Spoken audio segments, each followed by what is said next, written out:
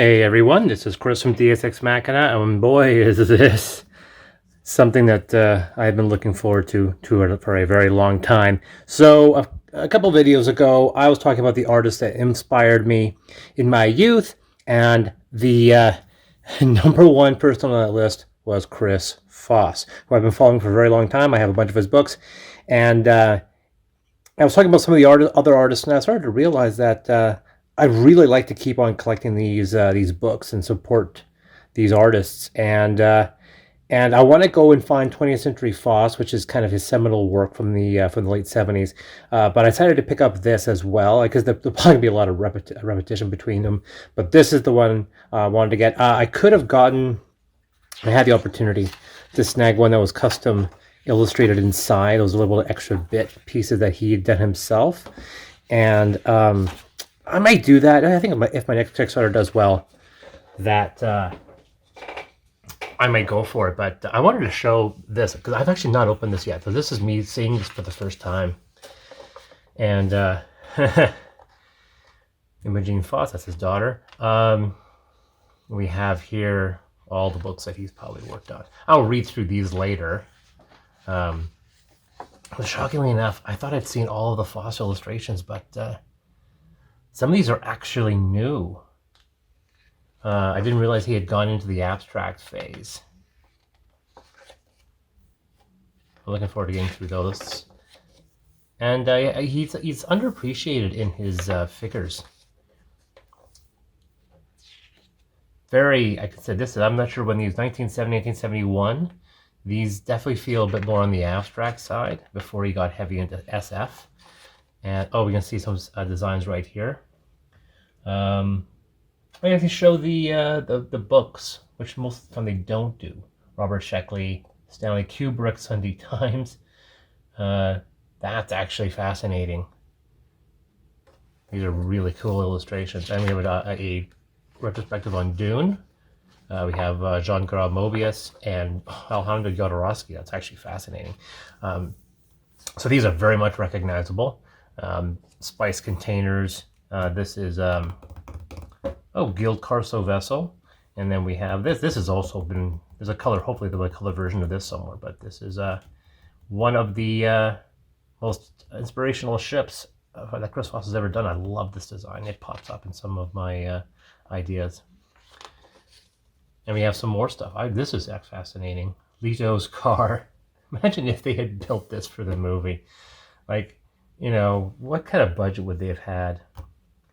This one I know very well. This is I love. This is typical of the Foss that I love. This big, huge, colorful design. I would have loved. I mean, that's one of the things I regret about the new Dune.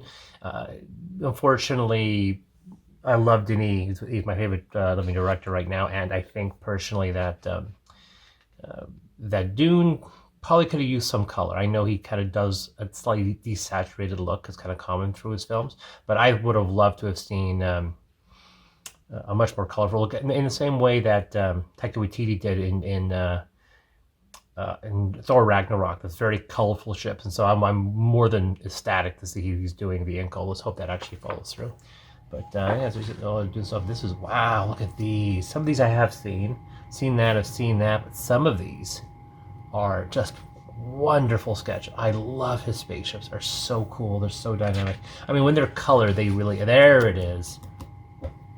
This is the cover of 20th Century Foss. This is one of my all-time favorite. Yeah, so there. Also used this cover for 20th Century Foss. It's almost like I know what I'm talking about. We can see variations of the same design, but this is the one I know. This is the one I'm in love with. And then we have this gold variation as well. And wow, we're still probably in. Look at this. We have alien designs here. Designs here. This is alien designs for Leviathan. I wonder if this predates.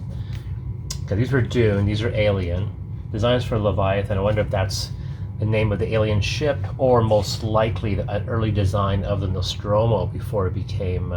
Before that, it was maybe called Leviathan. I have to check on that. I'm usually pretty good for that, but I don't recall the Nostromo going by another name. Actually, it was. If you look at some of the Ron Cobb designs, because Ron Cobb was the guy who actually designed the Nostromo. So none of these ever made it into the story. I would have liked to have seen what the Leviathan was.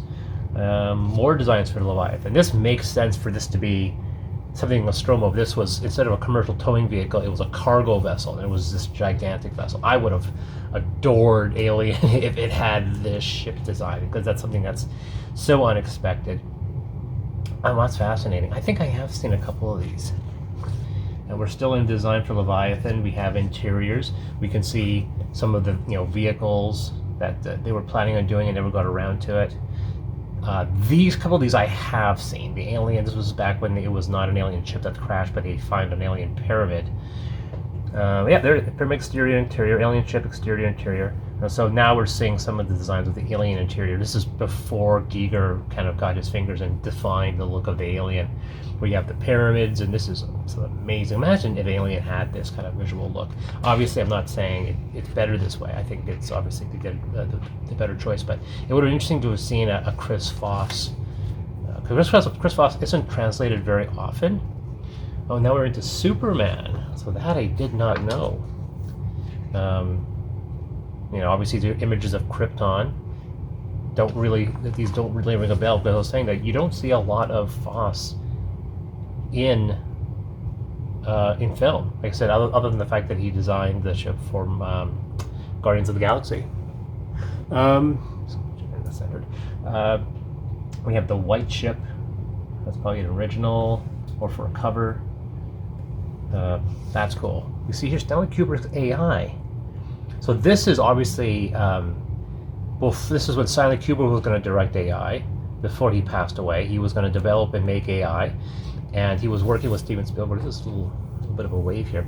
After he passed away, Steven Spielberg picked it up, and we saw the AI film that we all know, and made some of us love. I do, but and there was a talk that Kubrick thought he couldn't do the film, and he had sent it to Steven with the hope that he would do it. But it's interesting to see here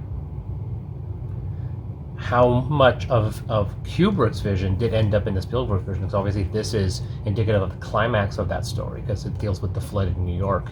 So that's really cool to see that type of imagery. We have Daesh Searchlight, whatever that is. It is. That's a film. That looks like Armageddon. Now look at that. We have a variation of this design. This is interesting. These are much more photorealistic. And we can see here that he's created these two space lighters. This is a design I've seen. This is, hopefully we'll see a design in the book that has this kind of bluish color. And this here, obviously we just saw this, and this now has titanius, and now it's got blue stripes. It's interesting how he kind of retrofits his own designs. We see another variation of that design right here. And we see this matching idea there as well. I gotta look this up, guys. I'm sorry. The dive flyers, or whatever it is called. I am amazed that this is an actual movie. It's a German movie from 1985. I'm playing clips of it, by the way, just on the side so you guys can see it. But that's crazy. I never knew that. This is the hero ship. This is the Titanic. This is the massive cargo ship that they go to rescue. There's a shot. Yeah, obviously the effects are really bad, but that's to be expected of a film from 1985, a low-budget film from '85, and from Germany, no doubt, because obviously they would have had much more limited funds. But this is fascinating. Can't see a lot of visual effects, but I'm amazed that so much of it's interesting, of course, the look of the film isn't colorful, but once again, that's one of the things that we kind of lose. And this is Universe. Unfortunately, the only reference to Universe 13 I could find is Dragon Ball Z, and I'm pretty sure that's not it. This is from 1978. I wonder if this is a failed film. Universe without an E would point to it being French. Lot of sketches. It's interesting. Some of these I do recognize. This pops up in Diary of a Space Person, and I think a couple of these other ones do as well, which is his fiction book. Yeah, I'm actually seeing a lot of these. These are all from Diary of a Space Person. Look at that, Diary of a Space Person. Blah, right there, it says 1990. Yeah, that is a 32-year-old book that I try to keep in pretty good condition. These are all, I guess these were all original for Diary of a Space Person. I thought they were all repurposed, but I guess they were original images. Visitors from Outer Space. Aircraft, bombers of Nuremberg. Some aerial stuff here. Oh, that's fascinating.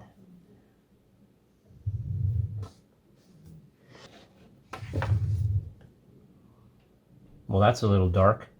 Obviously, I'm not going to filter this for trigger warning, so if you come across anything that's a little inappropriate, you've been warned. Interesting, we're seeing a lot more modern stuff, sands of Dunkirk and so forth. These look more like paintings, sorry, photographs than actual paintings. Now we're getting back into fantasy. I've seen a couple of these. Probably one we'll see soon. Yep, that's one. That's it's a vessel. I don't know the name for it, but no, I guess the water. Yeah, the watery stranded in Peru. That's cool. There should be an image of a ship kind of in the foreground with two missiles popping up if this is if we're seeing a pattern of these naval vessels. I like how they keep them all kind of constant. Oh, these are awesome submarine images. I love this kind of a post-apocalyptic submarine. Look at the size of this thing. I love his scale. In fact, he'll draw something that could be small and then he'll draw little people it just increases the scale, kind of way Ridley Scott did that in Alien. Some more fanciful illustrations, covers from books.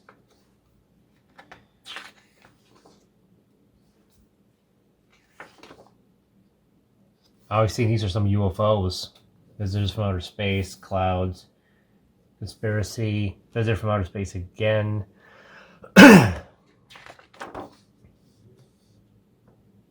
Some that's just bizarre. Some post-apocalyptic stuff.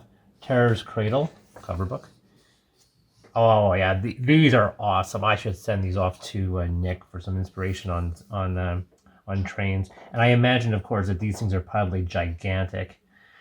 This is a more modern. There's an actual modern train here, and then we have something that's a bit more, period piece, historic railway disaster. But then we have Great Western Rail, atomic train, men only magazine, and then poster portfolio, Night Bank, which is weird because I have a portfolio. No, that one's not in there. Some more semi-modern stuff, Meltdown.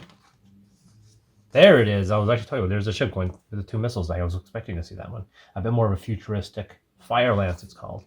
And we're getting back into some more sci-fi. Looks like it'd be a futuristic an oil rig. That looks like it's underwater. Actually, all these look underwater. I love that. That is a cool little boat. I think we're moving into his cities. Oh, look at that. I almost called it. Oddly enough, I think we saw some of these in that German film.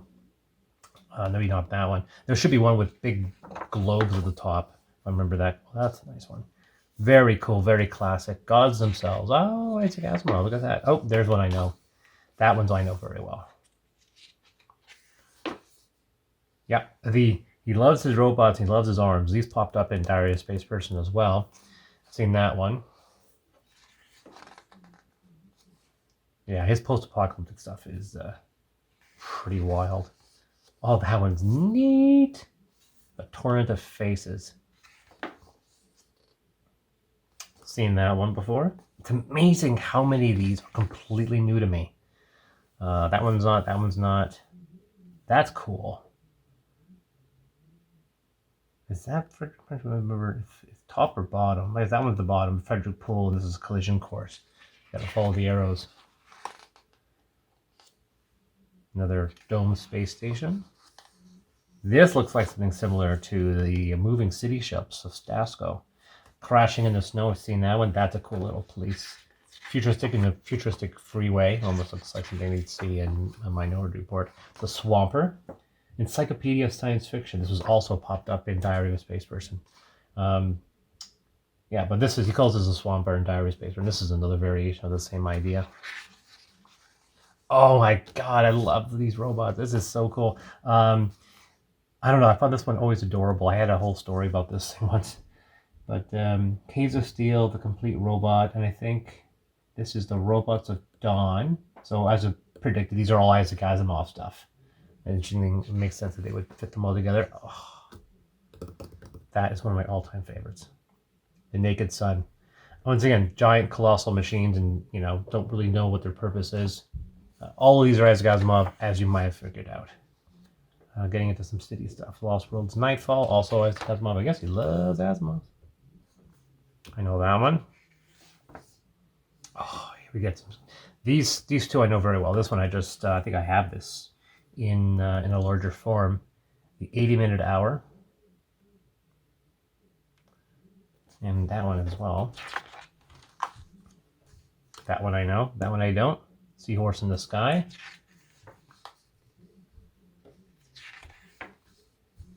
For that. Bloodstore Conspiracy, 1978. Almost looks like a Star Destroyer. Never seen that one before, though. That's a variation of the same idea. Seen that design, but that's cool. It does. I have to admit it. It looks like a Star Destroyer. And in 1978, you know, Star Wars came out in 1976. There was obviously some inspiration there. I thought this painting came out first, but I guess it's the other way around.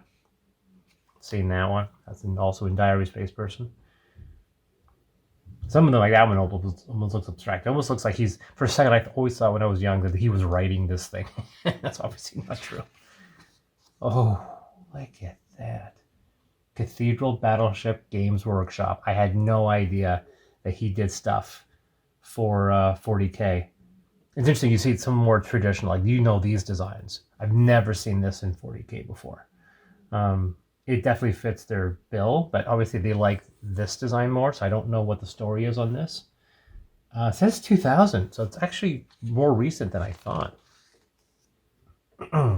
Euphonauts, I know that one. Oh, there, it says Euphonauts right there.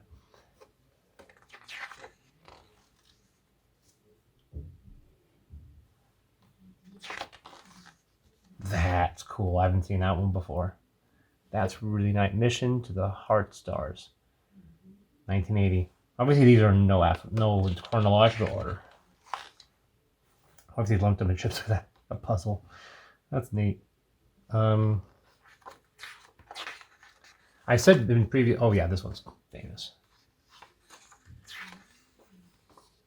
That I love space when it's not black, and that's one thing Chris Foss kind of avoids whenever he has space. You know, which is weird. There's an exception right there, but he still put this big planet in here. Once again, space. There's some stars, but there's no black in space, and I really like that. And this is something which was heavily inspired. The game Homeworld. They had mentioned Chris Foss and a whole bunch of other artists as inspiration. Galactic Shipyard. I know this one quite well.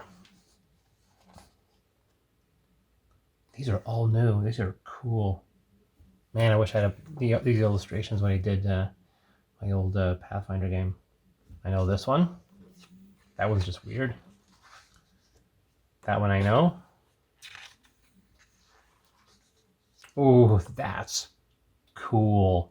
It's like a floating space dock in an atmosphere.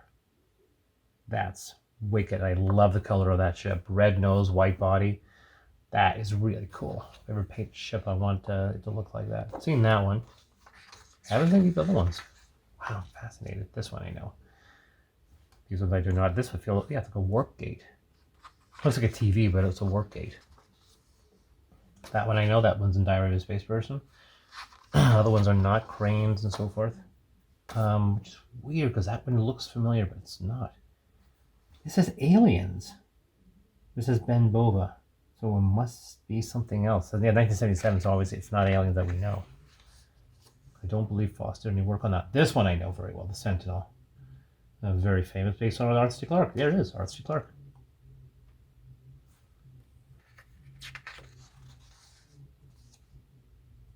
That's neat. Haven't seen that one before. These are mostly, I know that one. That's from Diary of a Space Person. That's seen that one. That one's cool. Fling Sandcat, that's called. I know that one. That's cool. That is wicked hot. Space Hounds of IPC.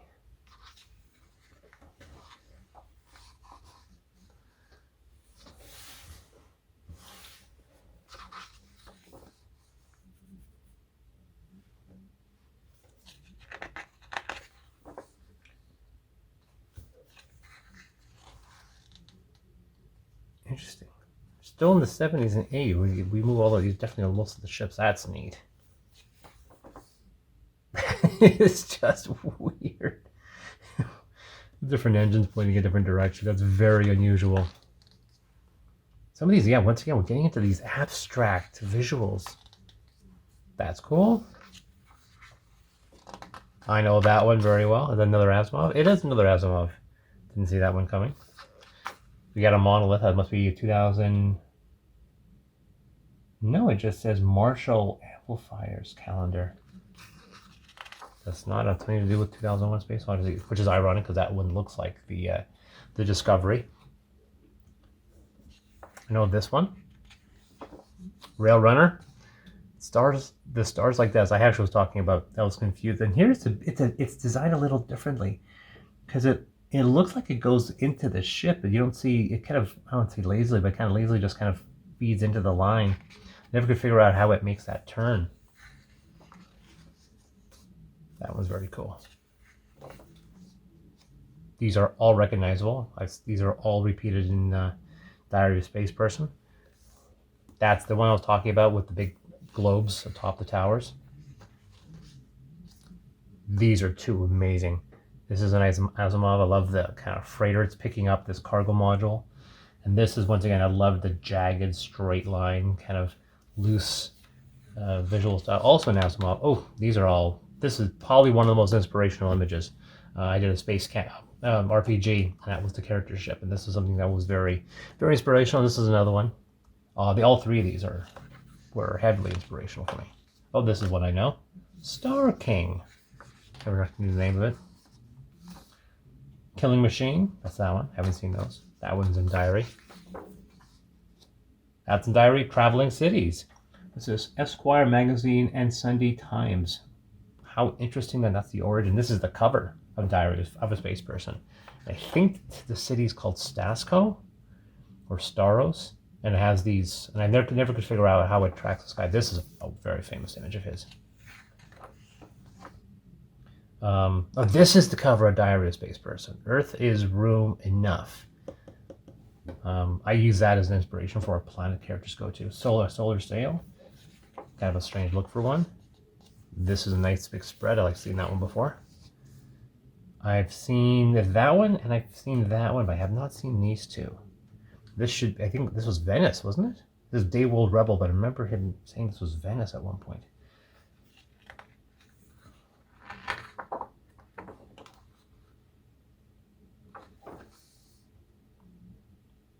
Another image from Diary. These are all known.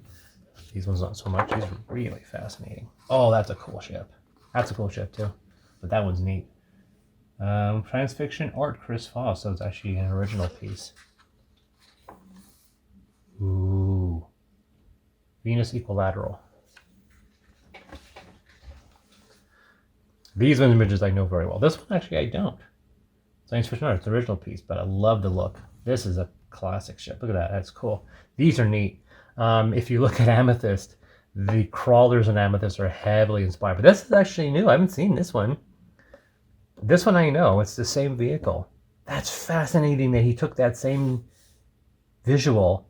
And this is actually a little different because you can see here that this looks like there'll be two wheels. But clearly now when you look at it, it should be a third wheel by looking at the length. When you see here, it is a six-wheel vehicle. That's fascinating because the crawler in Amethyst is a six-wheel vehicle, but I thought this was always a four-wheel vehicle, and it actually is a six-wheel vehicle. That's really cool. But yeah, the crawlers in Amethyst. I won't. Should I? Yeah. So obviously it's not exactly the same, but it was definitely these two are inspirations for each other. So you can see how one design influenced the other. I know that one very well. Undersea tanker. This is cool.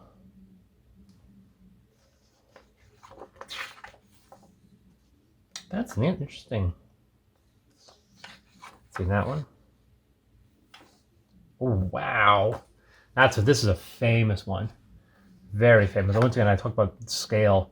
The fact that this ship could be 100 meters long, but instead it's kilometers long because of the size of the windows. interesting. What we're getting into is visual illustration of his people. Oh, I didn't know he did Judge Dredd. I know that one. Robo Hitler, apparently. Oh, those are really nice. Seen that one. That one's a very popular one. The idea of setting the Easter Island. I didn't see that one, so there's two of them. Wow. Seen that one. That's part of Diary of a Space Person. The dinosaurs. Who would have thought? This is surprisingly graphic. Loch Ness Monster. Actually looks like almost like Ogobogo.